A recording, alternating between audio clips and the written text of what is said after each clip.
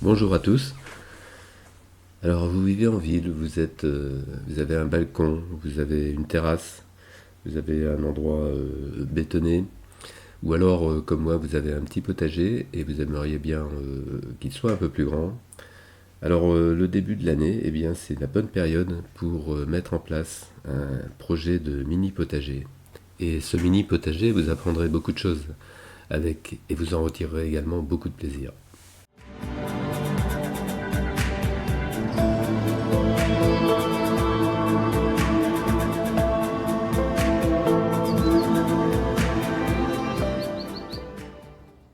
Le mini potager, il peut servir en hiver. Par exemple, ici, j'ai de l'ail avec de la mâche.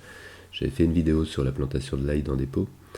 Alors surtout, ce qu'on voit, c'est que j'ai des pots de tailles différentes et en matière différente. Hein, c'est des pots de récupération. Donc il y a du plastique, il y a des pots en terre. Bon, ici, on voit du cresson avec de l'ail. Là, dans d'autres contenants, ici, un contenant carré. Donc soit on récupère effectivement des contenants, et ça a l'avantage d'être gratuit. Par contre, on va pas forcément avoir les tailles optimales et il y a quand même un problème majeur avec les pots, surtout si on veut les déplacer facilement. Et c'est quand même un des avantages de la culture en pot, c'est qu'il ne faut pas qu'ils soient trop lourds. Et le problème des pots en terre, eh bien, c'est que souvent, même quand ils sont vides, ils sont déjà trop lourds. Alors un autre élément important, c'est le volume que contient le pot.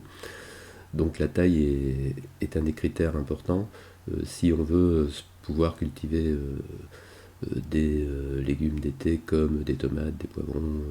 Alors ici j'ai 30, 34 cm de diamètre et en hauteur j'ai 30 cm. Ce qui fait un volume qui doit pas être loin de une vingtaine de litres. Ce qui convient pour cet été j'avais un piment ici. Et puis dans le pot carré, ici, j'avais un pied de tomate, pas des très grosses, hein, des Bloody Butcher, mais qui avaient quand même pas mal donné. Donc ici, je suis sur 33 de côté. Et puis en hauteur, je pense que c'est un peu pareil. Là, je suis oui, sur un peu plus de 30 cm. Donc un volume correct pour un pied de tomate. Alors ici, j'ai des contenants, des pots qui sont beaucoup plus petits. Alors le pot en plastique noir, là, il doit faire oui, 25 cm et pas beaucoup plus en hauteur.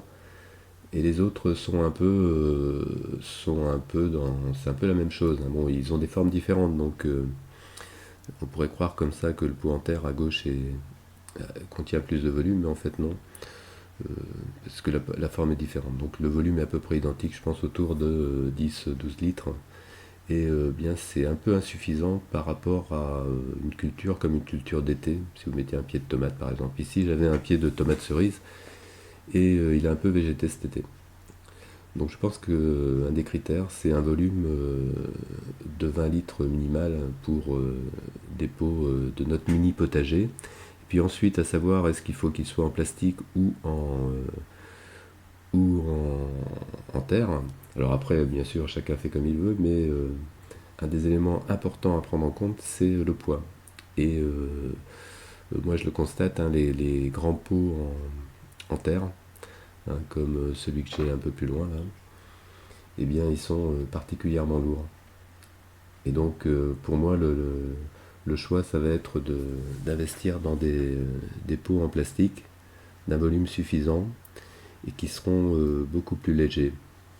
Bien sûr, il faut qu'ils soient traités anti-UV pour aller à l'extérieur. Les pots peuvent aussi contenir des arbustes, comme ici un abricotier nain spécialement conçu pour la culture en pot, de la variété Aprigold. Voilà donc le type de bac de pot dans lequel j'ai investi.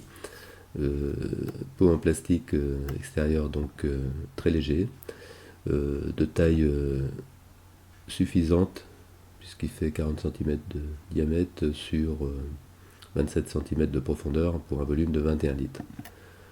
Voilà, donc ça correspond, c'est même un peu plus grand en contenance que le pot en terre hyper lourd là, que j'ai sur la droite. Le coût me semble raisonnable, hein, 7 euros l'unité. Alors c'est un modèle basique pour l'extérieur.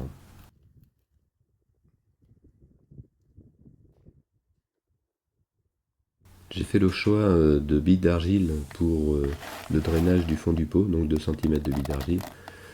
plutôt que du gravier parce que c'est moins lourd, toujours un critère, et puis aussi parce que ça retient bien l'eau. Avoir de l'eau disponible pour les plantes va être un des problèmes les plus importants en été. Et donc tout ce qui limite le besoin en eau est bienvenu. Maintenant, quel mélange pour remplir nos pots? Alors si vous avez de la terre de jardin, dans ce cas-là vous pouvez en mettre un tiers, un quart, un tiers. Moi j'ai une terre assez sableuse, légère, donc qui convient bien. Ici j'en mettrai à peu près un quart, un tiers. Et puis pour le reste euh, du terreau et également vous rajouterez un peu de fumier de cheval par exemple, qui c'est pas très grave si on dose pas très bien le fumier de cheval, ça pose pas trop de problèmes dans les mélanges. Par contre, si vous n'avez pas de terre de jardin, eh bien dans ce cas-là, vous vous contenterez de terreau et éventuellement vous pouvez rajouter un peu de sable, voire un peu d'argile, type argile qu'on trouve dans les litières à chat, mais en quantité assez faible. Alors, quelle qualité de terreau? Eh bien, moi je prends un terreau qui a l'estampille bio, mais qui est plutôt bas de gamme, hein. C'est pas très grave s'il y a des, comme on voit ici, des choses qui sont pas encore trop décomposées. Alors, ce que je vais faire, je vais par contre pas remplir mes pots complètement et je ferai du tamisage de terreau eh bien pour le haut du pot, c'est-à-dire l'endroit où on va semer, hein, de façon à pas voir justement ces déchets trop volumineux. Parce qu'en fait tout ça vient de plateformes de compostage, hein. Et donc à partir de là, on va quand même mettre un peu d'amendement. Alors je pense que c'est pas nécessaire de prendre du terreau horticole, hein, qui va lui être un petit peu plus chargé en engrais en fait, hein.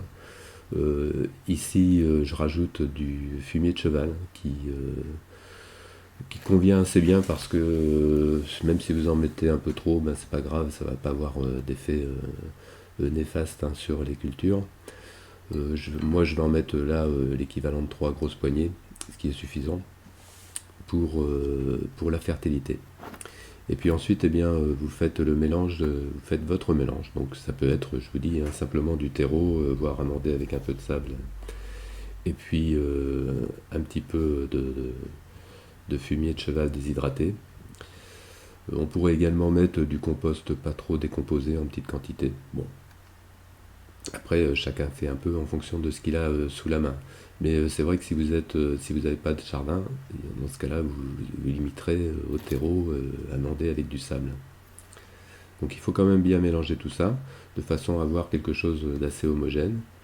Vous commencez par le fumier et le terreau, et puis ensuite vous allez rajouter, ben moi je rajoute quand même de la terre du jardin.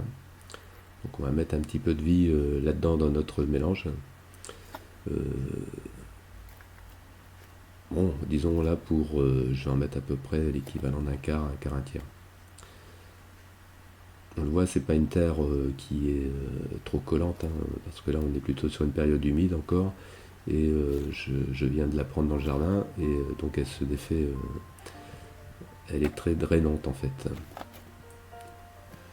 Donc pour la question de l'eau, qui est quand même une des autres grandes questions quand on fait de la culture en pot, c'est-à-dire les arrosages, c'est quand même fastidieux, donc il faut essayer d'avoir un mélange qui retienne un petit peu l'eau. Donc il y a les billes d'argile pour le drainage dans le fond du pot, et puis je vais en rajouter également un petit peu là dans mon mélange.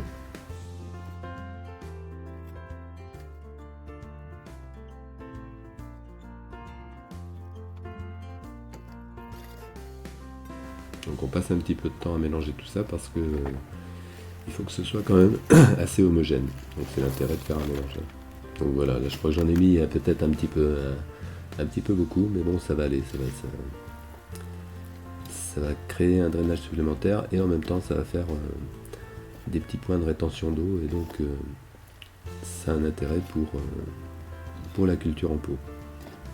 Maintenant ça coûte un petit peu plus cher les billes d'argile, mais je vais vous faire un petit récapitulatif de ce que ça m'a coûté rapporté à un pot là, puisque je fais un mélange pour plusieurs pots. on s'aperçoit que c'est pas non plus des quantités, un investissement astronomique, hein. Bon, évidemment, il faut faire le choix d'un pot qui ne coûte pas trop cher. On évite de trop remplir le pot pour l'instant, on finira avec du terreau tamisé. Voilà une première série de pots terminée. Rendez-vous donc en février pour les premiers semis et implantations dans notre mini potager. N'hésitez pas à mettre un petit pouce hein, si vous avez aimé cette vidéo. Et puis si vous souhaitez vous abonner, eh bien n'hésitez pas non plus, il y a le lien juste en dessous dans le descriptif de la vidéo. Allez, à bientôt!